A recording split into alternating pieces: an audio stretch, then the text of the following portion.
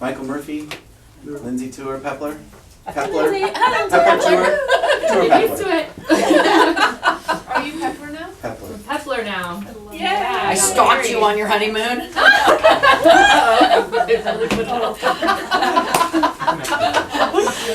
Whenever Get away anyone from posts us. pretty Did I make you pictures, wanna I'm go always to like, woo, I want to go Tulum? there. So thanks everybody for coming. Michael put together a ton of information about short-term rental properties throughout the county, and also separately accessory dwelling units. So two very hot topics right now, and so we just wanted to share. There's so much that goes into it, but Mike's going to give a kind of an overview, and then if you run into situations where you need specific information from either the county or city of San Diego or city of Encinitas, whatever, we're always there. And so if you ever needed specific information on a property, good morning. Hi. All right. Let us know. We're here for you. So Mike's going to start off. We have handouts. Everything that we're handing out is on the screen. So if you can see it in the back, great. If not, I'm sorry. We're going to start off. Get rid of it. Okay. Can you make it a little bigger? I could maybe. Let's see. There you go. There we It's all, go. it's Does all anyone on the object to printout. that? Here. It's all in the printout anyway. So Thank you for my contributing. glasses. there are two major controversies in San Diego as it comes to as far as real estate. One of them is short-term rentals, and there's been, Del Mar has had a real run at it, and the city of San Diego has been going back and forth, and so it's very, very controversial. So one of the things is to just talk about it today, give you a few ideas of what you need to know and what you need to pass on to your clients. As far as accessory dwelling units, it's the same thing. You have your pros and your cons. I'll call them ADUs, accessory dwelling units. Also, they're called granny flats. In fact, the city calls them granny flats. There's pros and cons to it. You'll find somebody that says, and they're both fervor on both sides. So somebody lives in a house and they've lived there for 15 years, and then someone's going to build accessory dwelling unit in their backyard, which is now going to be the focal point of the neighbor's view. That becomes a real problem. But you have to understand that on the other side, you've got some opportunities where you might be able to put your mother-in-law, God forbid, or one of your kids, God forbid. For those of us who are mothers-in-law. So You in the house. Wait. we're going to start with short-term vacation rentals and regulations, and this is a moving target, especially in a couple of the areas, including San Diego. But in Solana Beach, short-term rentals are not permitted less than 7 days. Short-term rental in all cases is less than 30 days. Some might say 20, but let's just call it 30 days. In Solana Beach, as well as all of the other areas, and I'm just going to be touching on North County, and I'll touch upon. Mike, real quick. Yeah. The slide here is correct. It says, the third one down, rentals more than 30 days do require a permit. On your sheet, it says do not. So can you just cross out the not? And then we can all be consistent. Number two, Number three, the third bullet point below Solana Beach. they do require. No, Okay, no, but they it's do not- not. That is correct. They do not. do not require Yeah. a permit. Oh wait, more so than 30 days. this is not The right? slide is It's wrong. not right. The Yeah, paper's that's right. wrong. The paper's right. Oh. Yeah, because that'd be like a. Sorry to yeah. confuse Yeah, everybody. yeah. So we're going to be talking about Solana Beach, Del Mar, Carlsbad, Encinitas, Cardiff. And in every jurisdiction, you will be required to obtain a permit. Now, we all know there's a lot of illegal rentals. There's quite a bit of that actually in Del Mar. And I think what's going to happen is over the next year or two, they're going to start to come down on those people that are not within the letter of the law. So this is part of the process. But we'll start, as I started with Solana Beach. In addition to the permit, an application to obtain the permit will be required, and then a transit occupancy tax will be formulated and provided. And that will have to be, in some cases, it has to be sent in every month, in some cases quarterly. Solana Beach, it's monthly. And the tax is 13%. And 13% is the same tax as the hotels and motels have to pay into the city, so that's where that number came from. Permit needs to be required, or excuse me, displayed prominently in front window, whether renting or not. So if it's not renting, you still have to leave it up. Permit is $100 a year, then every year after that it's $55. And there's a contact, so you have a client, if you don't want to act like the expert, you might just give them the website and or the phone number. Hey, Mike. So that's Solana Beach. We're going to Del Mar. Del Mar, it's been a very controversial issue. And what's happened is they had to go back to what they had before, okay? Because it was voted by the city to not start with the new, more restrictive rules. So,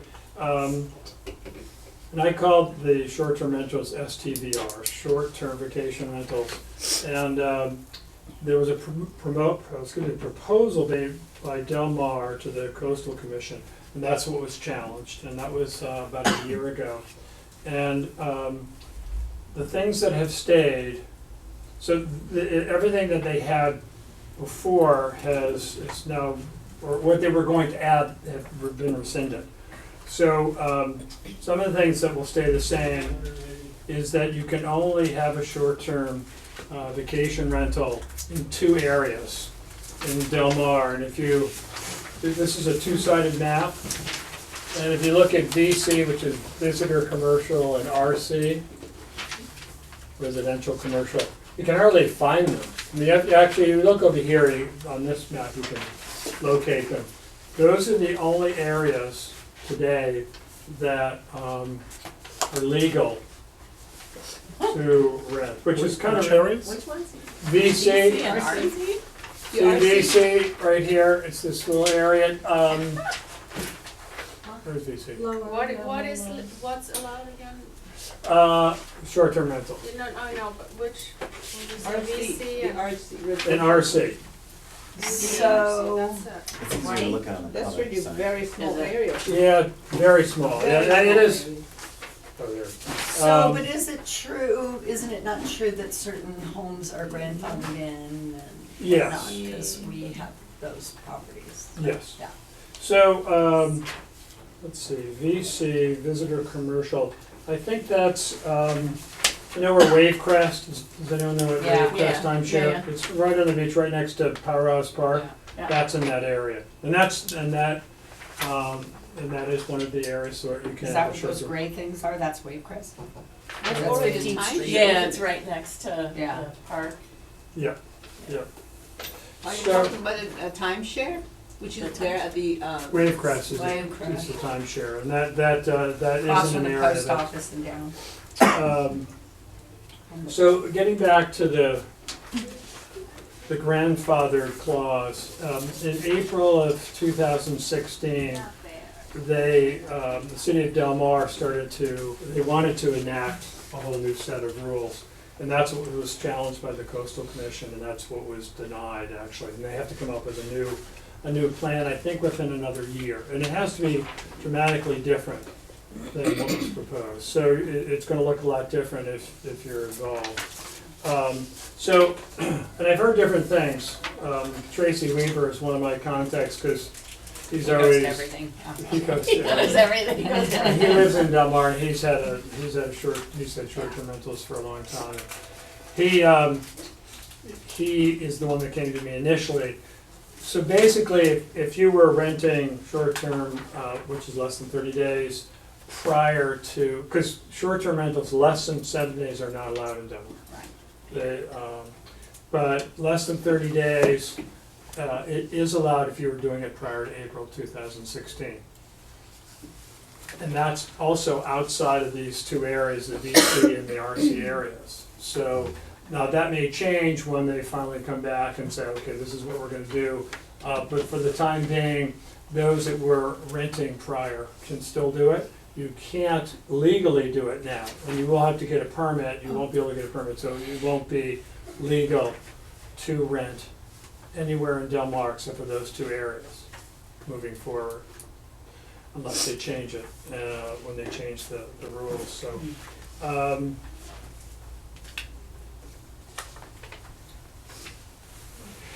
This says enforcement against existing non-conforming STDRs established prior to April, should have been 2016, not 2006.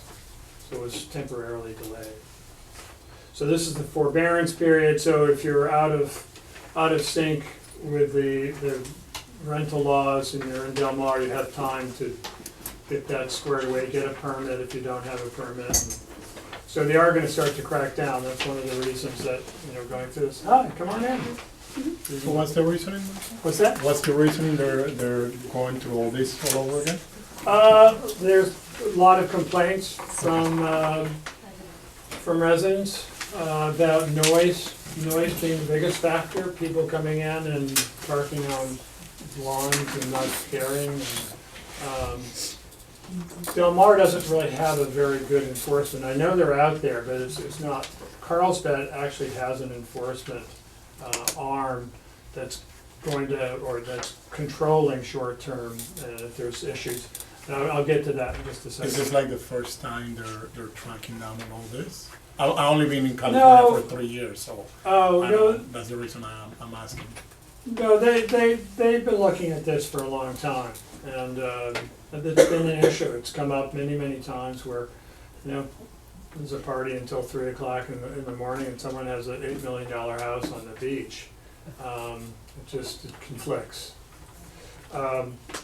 Let's look at Carlsbad, and this just applies to 92008 and 92010. If you look at the Carlsbad map, that will show you where short-term rentals are allowed or permitted in that purple area. So everything from El Camino Real west is permissible. Everything outside of that is not. These regs, the new regs for Carlsbad went into effect in February 2016. As I said, they're only permitted that coastal zone, which is purple. They need a permit. Permit takes about 3 weeks. Upon receiving, they'll get a TOT form, which is then submitted. I think it's on a monthly basis too. It's 10% tax, and then there's $1 per room fee, which goes to the Carlsbad Tourism Business Improvement Assessment. Carlsbad has gone to the extent where neighbors need to be notified with an impact response plan, which is provided to all residents that are on that street, basically. And it says, well, if there's an emergency, this is how you get to I-5, or most of it's safety related. And then the permit needs to be prominently displayed. It only needs to be posted if you're actually renting. If you're not, you can take the permit side down. Revocation of a short-term vacation rental license will occur if 3 or more violations are accumulated in a 24-hour period. Wow. And That's a fun house. and prohibit short-term rentals for 36 months. So you lose, once you get cited the second time, you're not going to be able to Is this do again less than 7 days or more than 7 days? less than 30 days. Does Carlsbad allow less than 7 days? That's a question I don't remember, and I don't have it here. So So 09 I and believe it is. 11, there's no No. rules?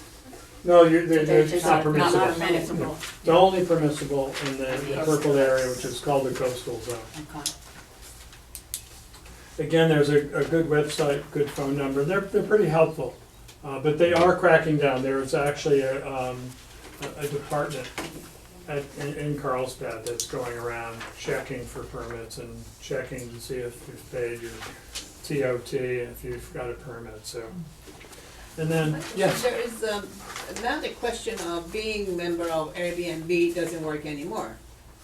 If you, because there are many, many people that that's a kind of income for them. Yeah. And they are member of Airbnb. So right. that will be completely abolished, it's gonna be canceled, you're not gonna be allowed to do that? No, you can, yeah. Del Mar, you can't.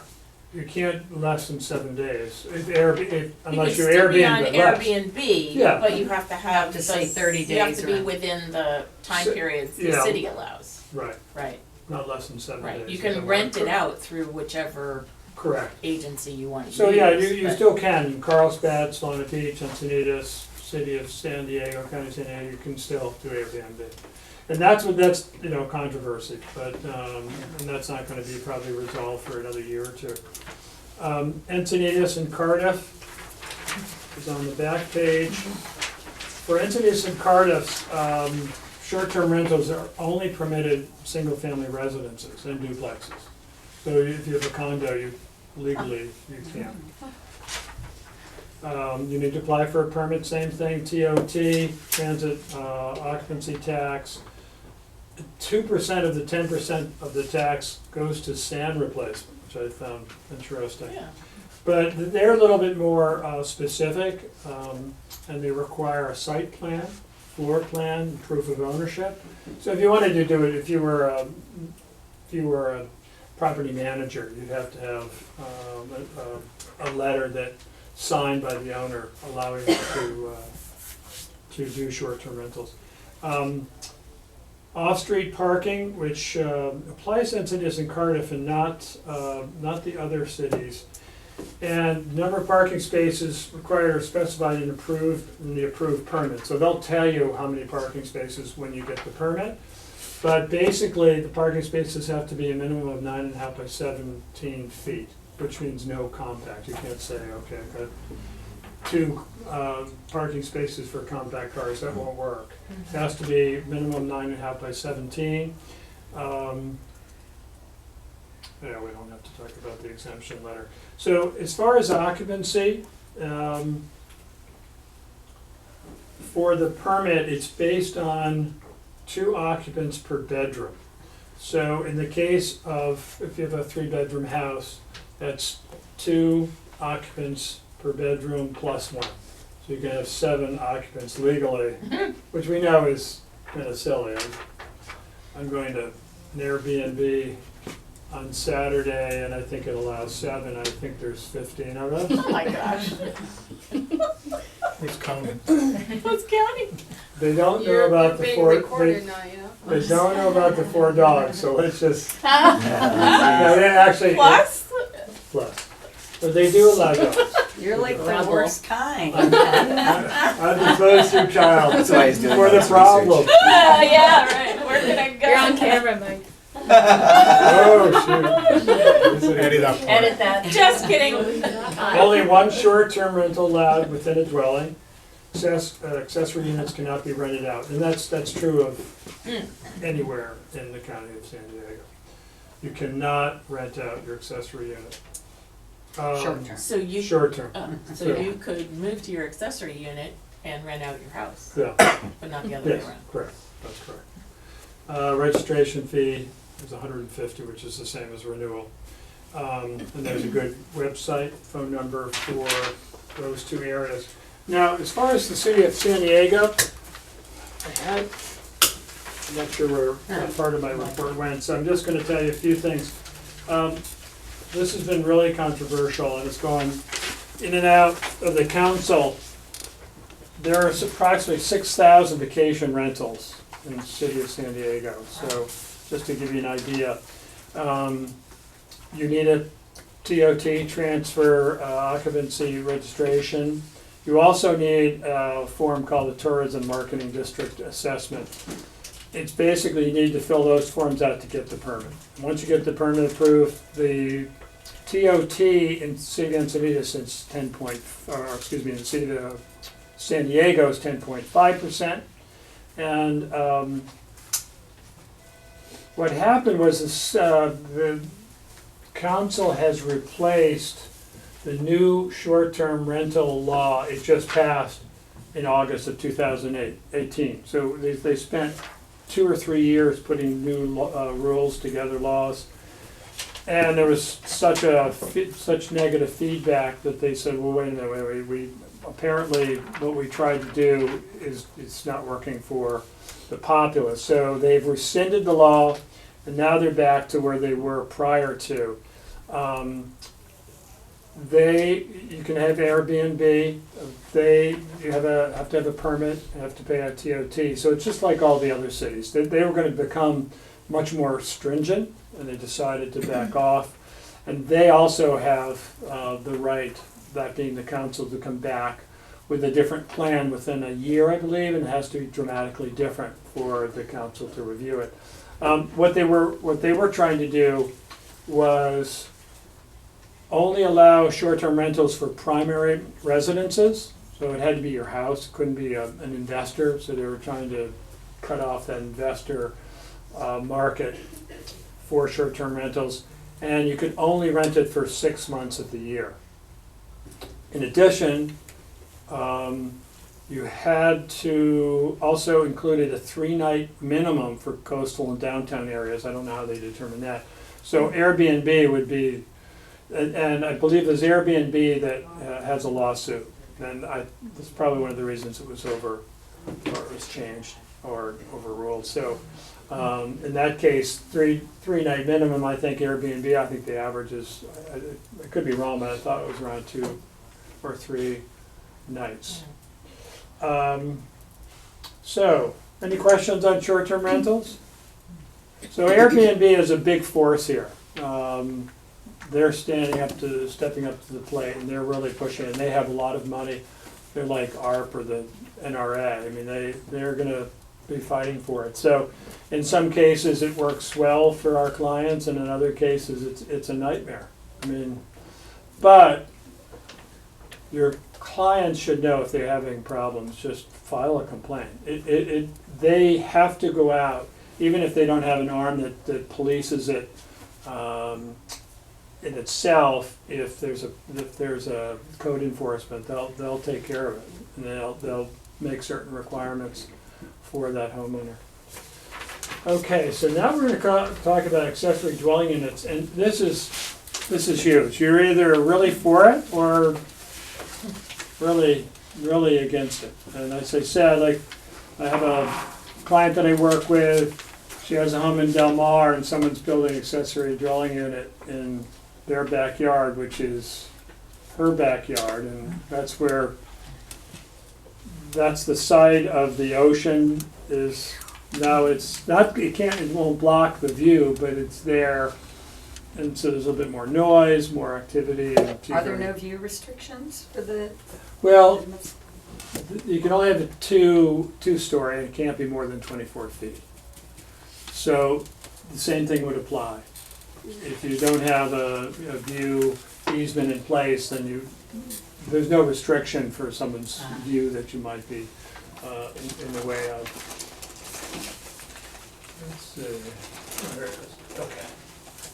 So there's some new laws that have come into play in 2020, and what you're going to find is the state of California is really stepping up. They're stepping up to the plate. They want to make this to be really consistent all through every county, all throughout the state. So you're going to see this change every year. There's going to be changes, but this is. Go ahead. All these, right? Yeah, you can pass those up. Yeah, thanks. So this is going to be more regulated, whereas the short-term rentals is going to be up to the jurisdiction, the city, county, whether it be city of Del Mar, city of Encinitas. But ADUs overall are going to have, for the most part, they're going to be controlled by laws that have been passed by the state of California, the legislative body in the state of California. So the reason this came up, and I think we're all aware of this, but 70% of the residents in San Diego cannot afford the medium-priced home in San Diego. 70%. And you go, well, and what's happened is there's been so much pressure, and as we all know, new home building has really slowed down. So there's fewer homes coming to the market. People are still living here or still moving into California. So we have a real issue. And affordability is the main factor. 70% people that live in San Diego can't afford the average house. So this is one way around it. There's certainly some cons to the whole idea, but it's here to stay. It'll be refined and it'll be polished so that it's going to work for more people. But so as I said, accessory dwelling units are also known as granny flats or companion units, and they can be, those names can be used interchangeable. A junior unit is something different. I'll tell you what that is later. But for all intents and purposes, we'll call them accessory dwelling units or ADUs. So there's three, actually there's four. 1, 2, 3, 4. There's 4 ways you can have or build accessory dwelling unit. One is you convert the garage. The second is you kind of repurpose the house, and it could be the accessory dwelling unit could be the attic or the basement. And this is number 3, which is probably the most attractive, is the detached accessory dwelling unit. That's in the backyard. And this is the garage that's, someone's added a second floor and put the accessory dwelling on the, above the garage. This is the most expensive. I'll get into accessory dwelling units can be either 1 or 2 stories. 2 stories is dramatically more expensive, whether it be the garage or the detached, but you'll see it's about 25% more expensive to go up. So I'm going to go through this, starting with any single-family residence that or area that's zoned for single-family residence can build accessory dwelling unit. Whereas before, there were a lot of things that could interfere with that. One being HOA and CC&Rs. As of January 2020, that rule that the HOA held up and could stop someone from building an ADU has gone away.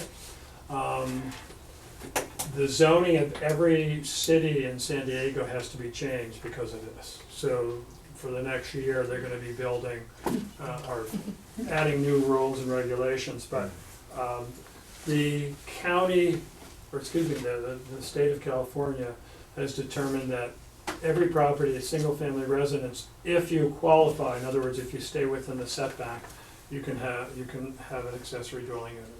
So, you know, when you have an accessory dwelling unit, and let's say you put up flags and you're going to build a house, somebody can't come back and say, no, I don't want to see an accessory dwelling unit. It's not the reason I bought this house. Well, that doesn't hold up anymore. So,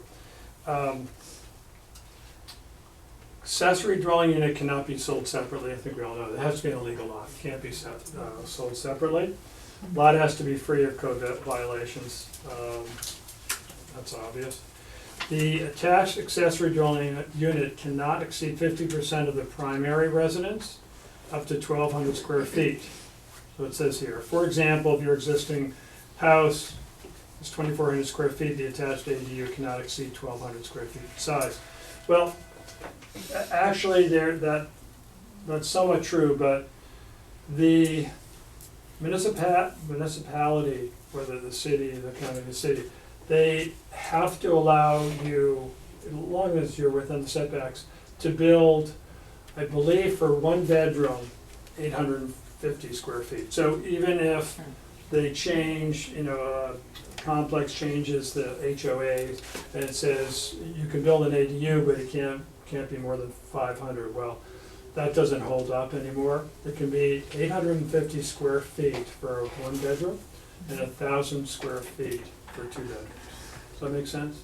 Even if the home itself is 1,500 square feet? No, that's a good question, you're right, no, it can't exceed 50%. Oh. Okay. That's a good question though, I'm not so sure. Yeah, so if you had a 2,000 square foot home, the maximum would be 1,000. Yeah, You'd be allowed that. but if it was 1,500, would you still be allowed 1,000 for a two-bedroom? That's a good question, I don't know the answer, if that 50%, that was a two-sided 50% or up to 1,200 square feet. I'll have to find out. An existing legal structure can be converted into an accessory dwelling unit. This is great for homeowners looking to maximize their garage. In fact, existing permitted garage doesn't have to comply with any additional setback requirements, which makes it a little bit easier.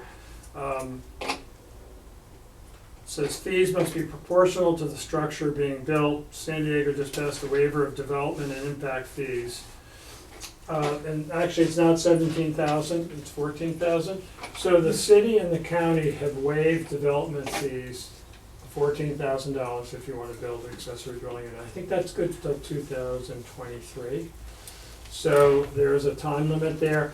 Other municipalities, whether it be Encinitas, Carlsbad, they have waived their development fees, I believe. I don't know if the accessory dwelling unit is less than either 500 square feet or 750 square feet. I don't know, that was a question that I haven't been able to figure out yet. So you're gonna see, as incredible as the accessory dwelling unit appears to be, and it is, it's amazing what you can do, and we're gonna go through some of the numbers, but you're gonna find out there are a lot of fees. It doesn't, you can't just put a prefab ADU in and be ready to go in 3 months.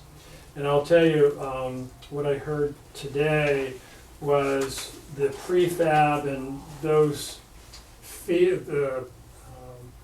floor plans that had been pre-approved, that's what saves you the money. Yep.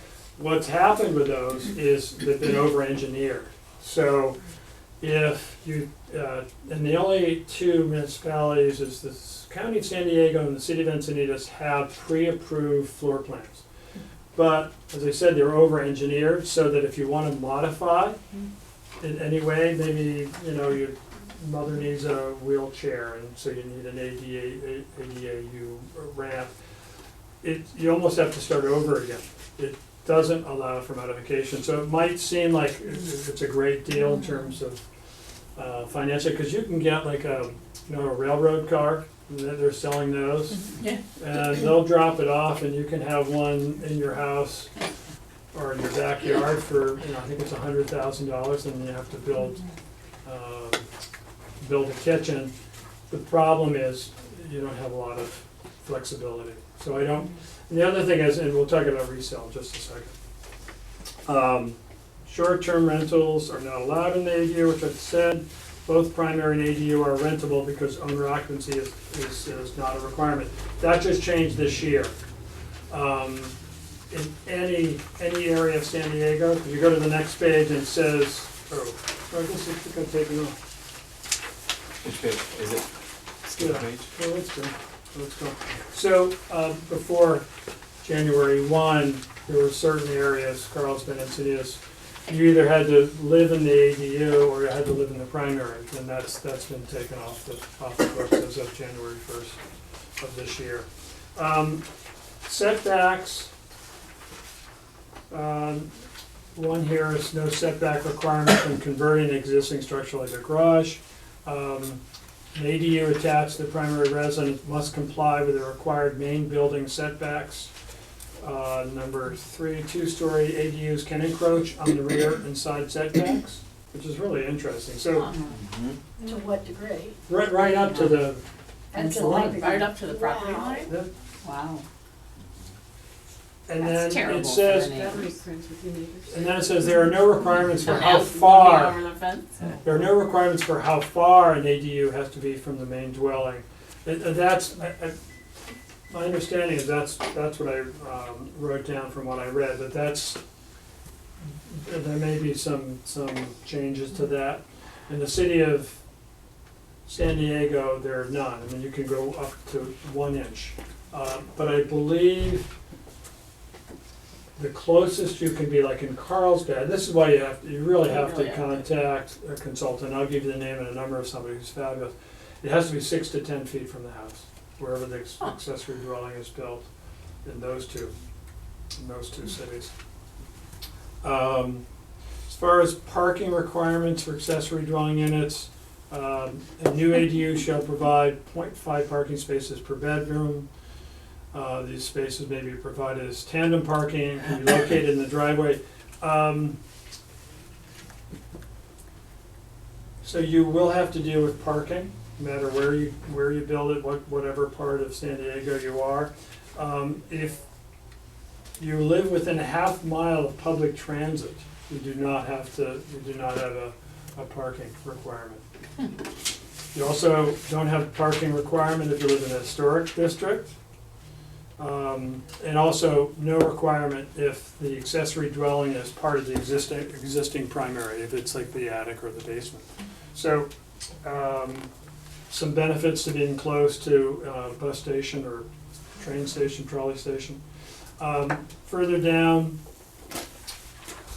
accessory dwelling units do not need fire sprinklers, whereas if the house has fire sprinklers, you will have to put sprinklers in the accessory dwelling unit. Again, if there's none required in the primary, it won't be required in the accessory dwelling unit. I should talk about FAR because that's probably the biggest question that comes up. FAR being floor area ratio, and it's also looked at lot coverage.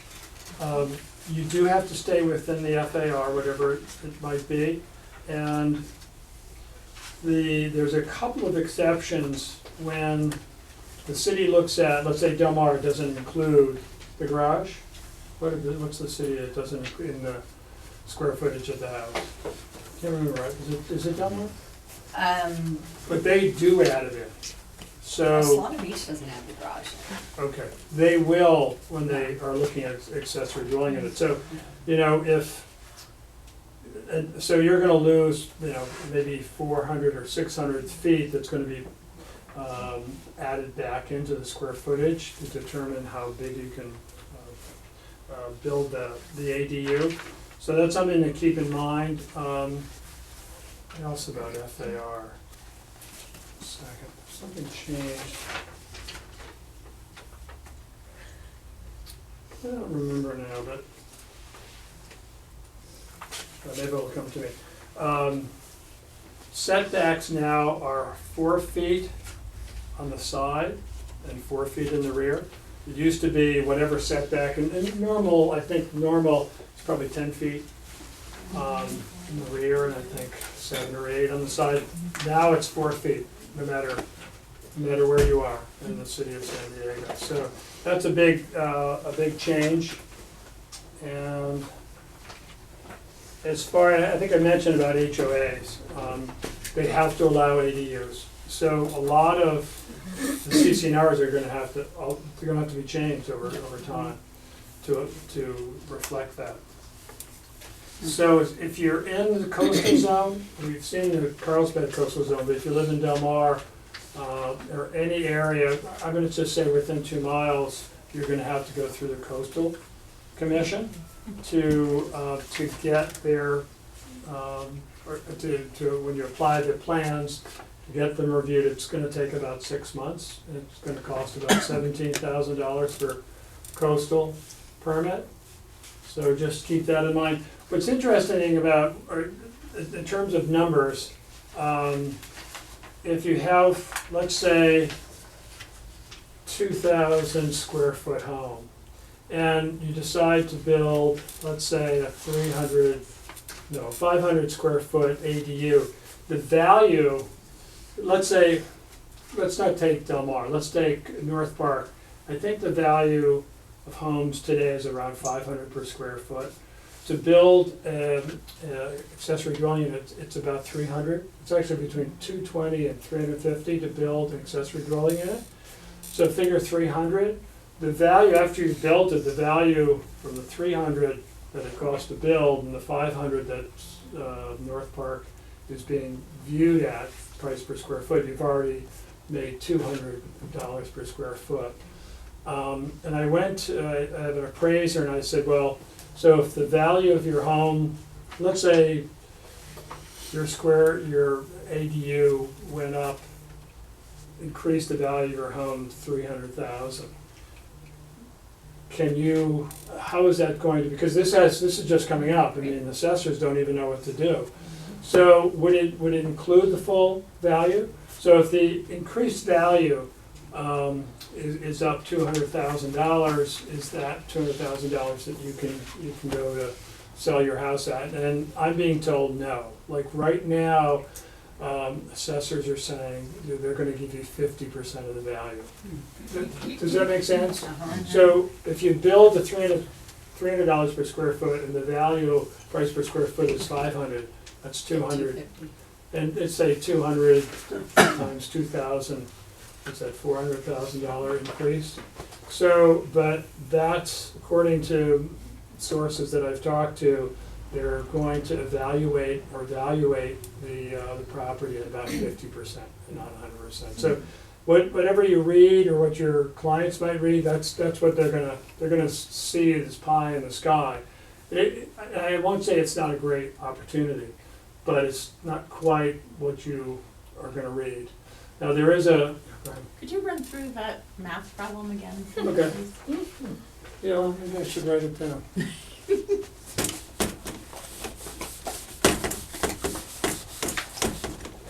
Phil, correct me if I remember right. So if you have, let's say North Park, the average price per square foot is $500 per square foot.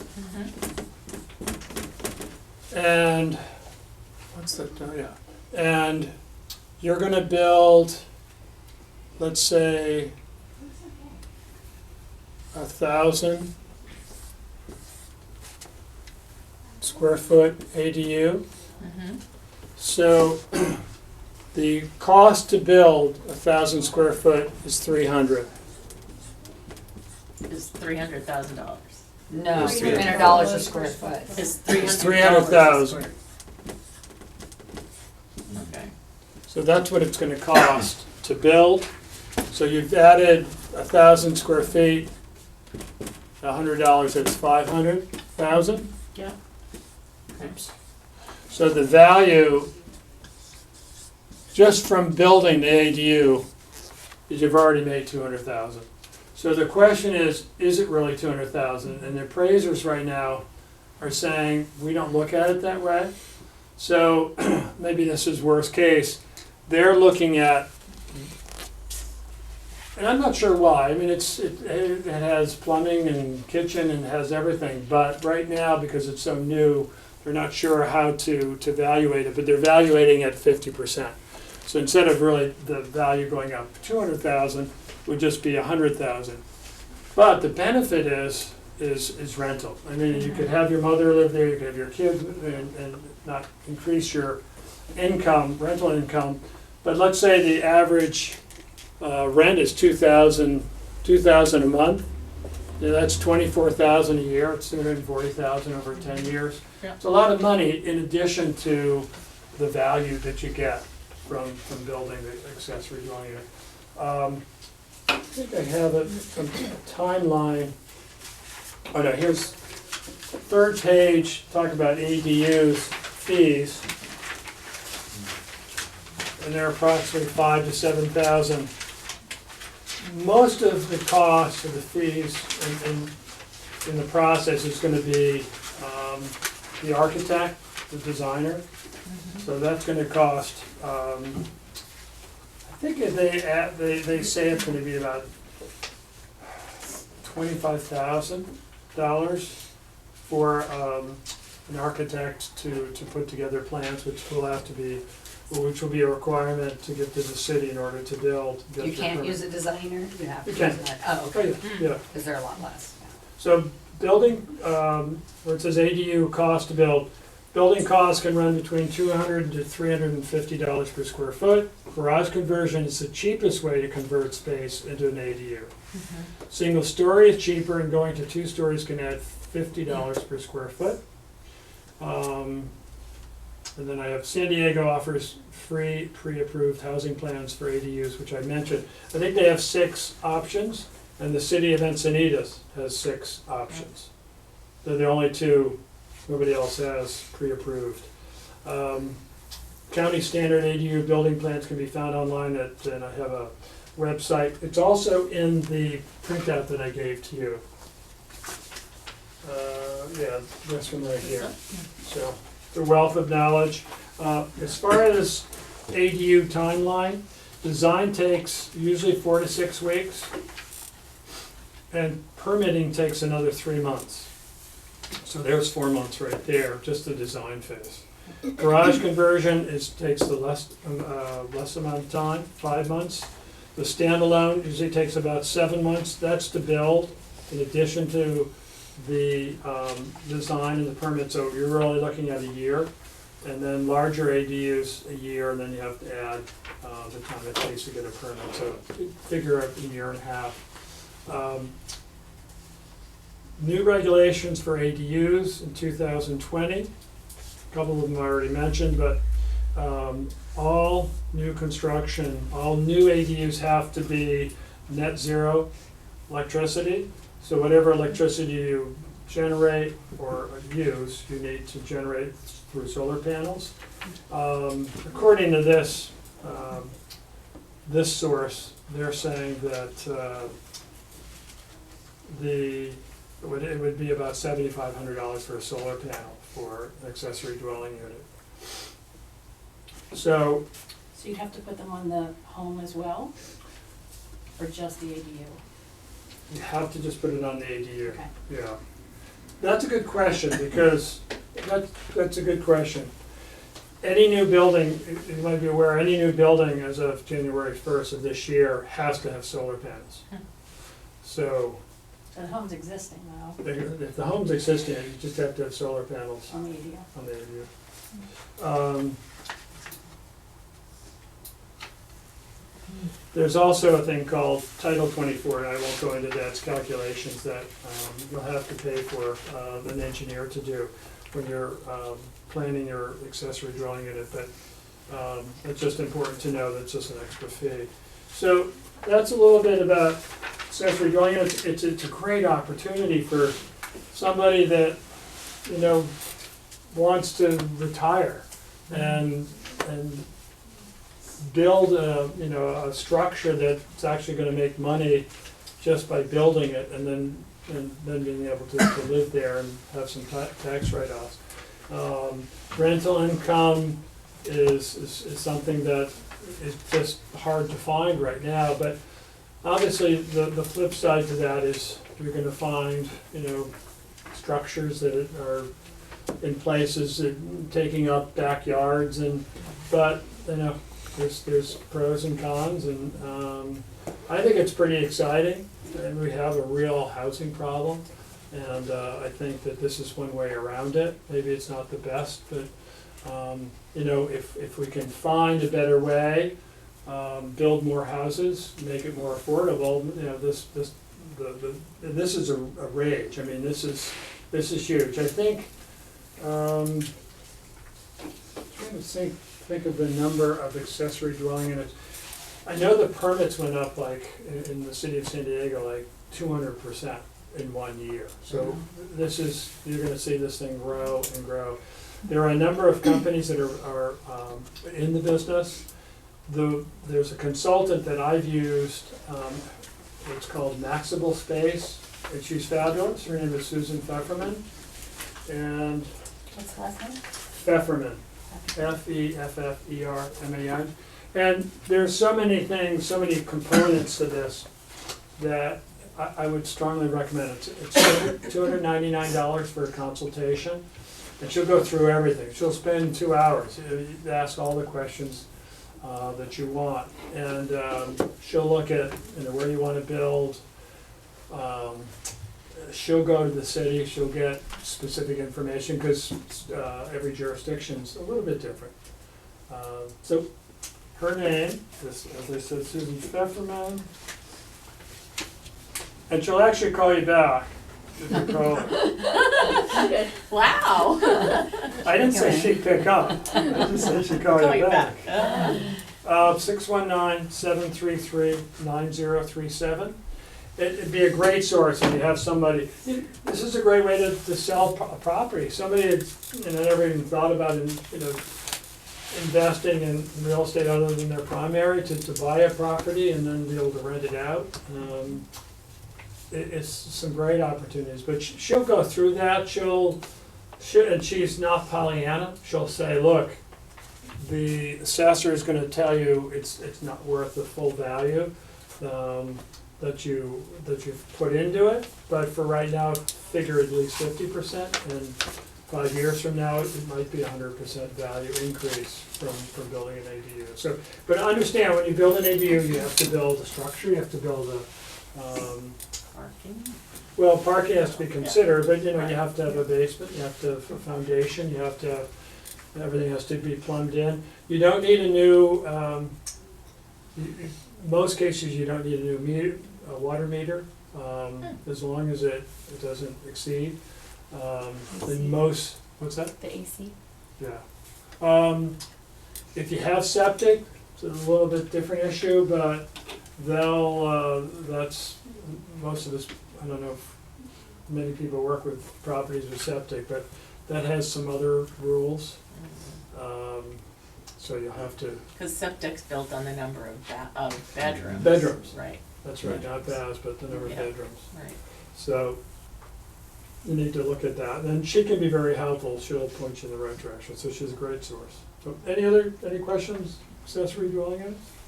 Yes. Who's the, do you have any information on who the target market is to be, for occupying these ADUs? Is it mostly gonna be family members, or are people really looking at them as rental generating? I would guess that if I had the right property, I'd be starting an accessory dwelling unit tomorrow. And I would just, because I don't need, I have a couple of dogs, but I don't need 5 bedrooms. So, and if I could rent out my house, I mean, I'm one person that would have a need for that. I think the fact that you can put your kids that have come back, maybe you didn't expect them to come back after college or after they got out of the military. I mean, to be able to put them in, they're separate units. And I'll tell you, I don't have pictures, but some of the accessory dwelling units are fabulous. Yeah. Some of you look at them, you go, I'd love to live there. They have a nice, porch, trees coming up in the middle of the porch. And you get up and, you make your cup of coffee and you're off to the beach. There's nothing to do. I mean, you're living in 500 square feet, but it's just space that's maximized. Did you see the new one in Marview in Solana Beach? They just finished. It's really nice. Oh, Oh, yeah? Yeah. I understand you have to have a full kitchen. The Yeah. kitchen is Okay. probably the most expensive part of the ADU, but you have to have a full kitchen. If you choose to have a junior unit, the junior unit is, it's not really an ADU, but you can have as we know, accessory dwelling units, prior to where we are now, where you have a kind of a hot plate and you don't have a refrigerator, but you got a place like a small, it's not plumbed for a full kitchen. That's a junior unit. You can have a junior unit which you could build on your house, let's say for your mother-in-law, and then you could also build an ADU. So you can have 2 structures if one of them is a junior unit, which is not a full kitchen. You cannot have 2 accessory dwelling units on a lot. not yet, And the yeah. junior unit has You to be mentioned attached. zoning was going to change, do we know what the new zoning is of any property that's currently R1? Has to be single-family residence, that's the only. So it doesn't matter if it's residential, single-family, and it'll always say that. It'll always say if it's multiple, or multi if it's residential, but as long as you have that allows you to build. Yes. Do you know if, I sold a house a number of years ago that I don't know what the granny flat was actually called, but it had a full kitchen and bathroom, and it was accessible, it was in the city of San Diego, it was accessible from the outside. They built a stairway, an outside staircase with a back porch on the backyard. They built a front patio above the garage, and it was also accessible to the main level of the house. So basically it was two-family, well, the grandparents lived upstairs and the family with kids Where's lived that picture of the down. treehouse? Yeah, I saw it. Yeah, I like that. There it is. Yeah, there you go. That's good. Yeah. Yeah, like, if you have a junior unit, you have to have access from the outside, you have to have access into the main house, that's a junior. A junior unit, okay, Yeah, okay, it's not, So you don't that's- need to have a full kitchen. right, yeah, they did, it was a very small Yeah, that's, kitchen. this is but- a junior unit. Okay, yeah. Any other questions?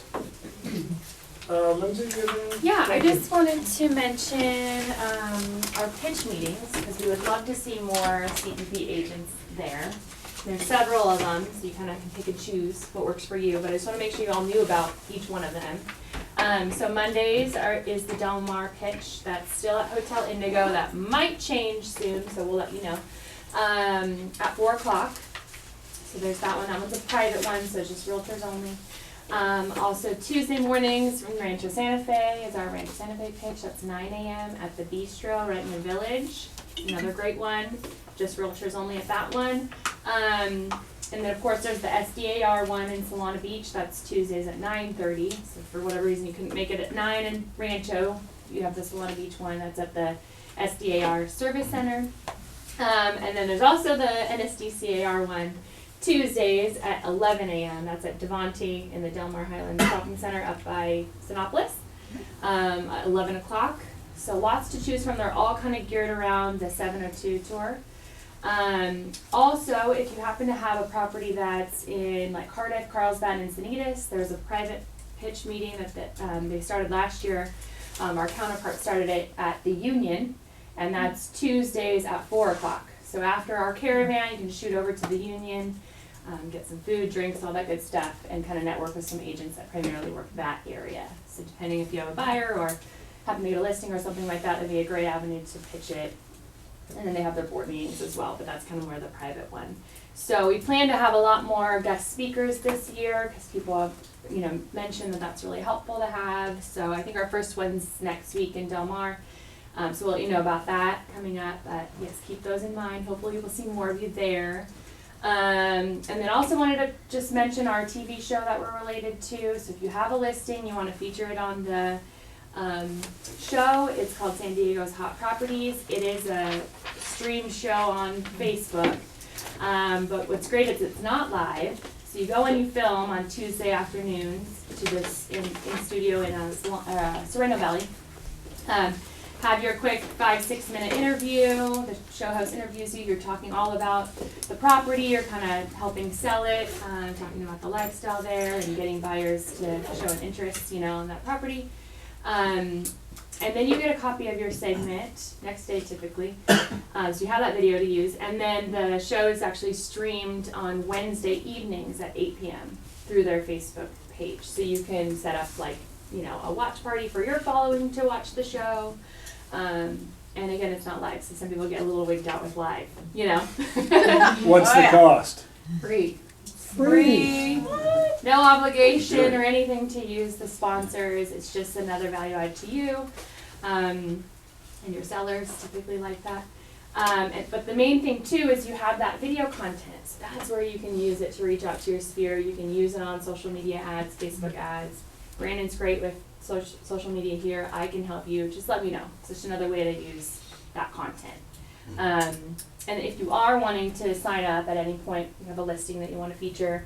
The website that you would register, if you want to write it down, is smartersandiego.com / so smartersandiego.com / SDHP. And that stands for San Diego's Hot Properties. Could Just be log the on only there. opportunity to become a movie star. Yeah. You never know, it's like a screening. Once in a lifetime, Could be who you. knows who will find Lindsey, us? Yeah. can you repeat the website she's again? Yeah, smartersandiego.com / SDHP. H for hot. San Diego's Hot Properties. I just want to mention one thing too. The thing that we do the best is title insurance. That's what we're really good at it. We think we're really good at it. So if you're a big supporter of us, thank you. If you haven't worked with us yet or haven't in a while, we really want to do business with everybody here, and so we take a lot of pride in what we do. We research every property that you ask us for. We look at every title report that comes to us. We look at title reports from other companies too. If you have that situation, you want us to look at it, it's not a bad idea. So someone the other day sent me a report from another company, and it had what's called Western Regional Exceptions. Does anybody know what that is? Okay, so there's a set of exceptions that other title companies, big companies, will put in their report. One of the items said, I'm paraphrasing, but basically it said anything found on an ALTA survey. Anything found on an ALTA survey. So what does that mean? So that means that if you as a homeowner go do a survey and you find an encroachment per the survey, the title company's off the hook. Because they've told you in their report that they're accepting out any coverage if you find something on the survey.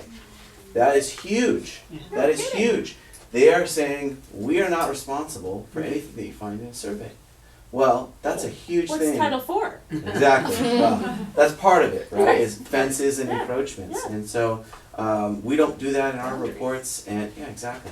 So anyway, one of the many things that I think sets us apart. So if you have questions or want to walk a property or want to know more about the differences, I know if you're on the buy side, it's very challenging to work with us sometimes. There's a couple things you can say to the other agent if you really want to get us on. So talk to us if you have those scenarios. Thank you. Thank you. Happy New Year, everybody. Oh yes, great Yeah, question. anywhere. We do properties all over. Right. Don't just because we have a lot of information on Carmel Valley, Del Mar, a lot of our clients do business. Some of our clients do business in LA, and we do a lot of LA properties. You connected me with people in the East Bay, Yeah. and when I Yeah. was selling a property up Right. there for my son. We can do Yeah. the title part of the transaction Right. here in San Diego for virtually all of California. Right, That's huge. it is right? huge. It's huge. So anyway, Thank you. Thank you. Yeah, thanks for coming. New Year. There's your pen back. Where- Says Coastal Premiere on it. You should have that.